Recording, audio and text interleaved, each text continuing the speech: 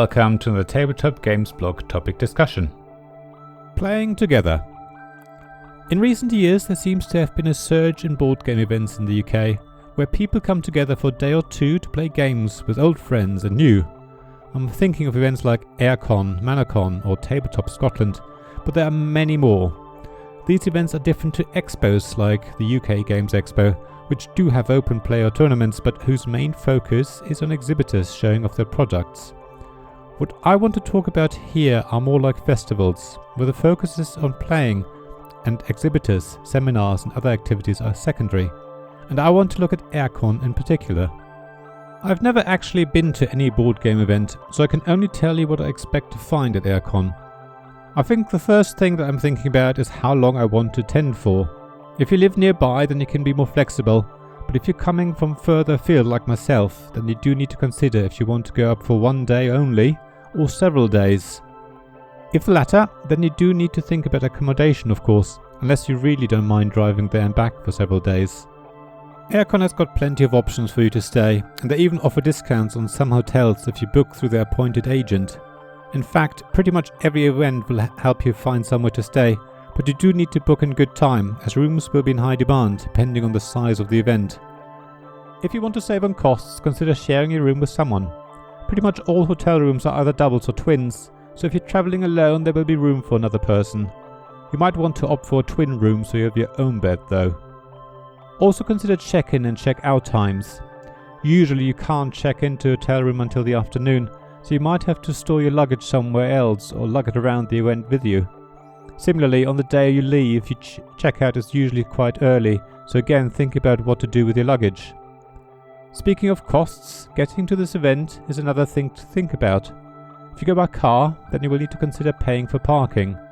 Most hotels offer parking, but as far as I can tell for AireCon you need to use available chargeable parking nearby, which probably means parking on the street and feeding the meter.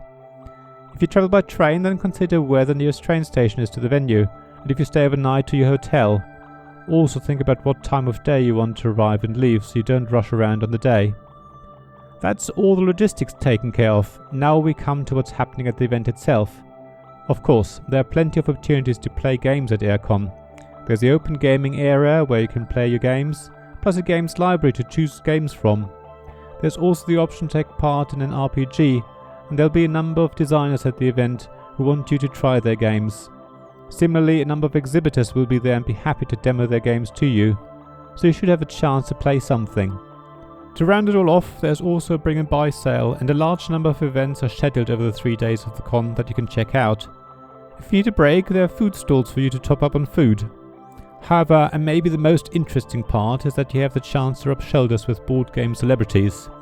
AireCon has always done what they can to invite podcasters, bloggers and YouTubers whom you will have heard of if you've been part of the hobby for a while.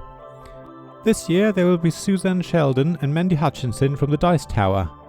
If you listen to the Death by Monsters podcast, then you will know Paula Deming, who also makes videos under Things Get Dicey, as well as the Brothers Mirth and Matthew Jude, who is also famous for This Game is Broken. Last, but definitely not least, are the wonderful Efka and Delane from No Pun Included. It'll be rather exciting and probably one of the few opportunities to see these people in real life. So there's plenty to do and see at this year's AireCon. If you're attending yourself, then feel free to say hello to me if you see me.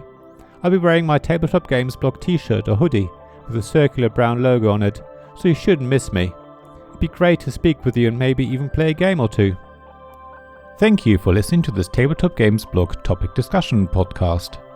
Please check the description below for links mentioned in this episode, as well as to the written version of this article on the blog. If you enjoyed this episode, please subscribe, give us some stars or leave a review.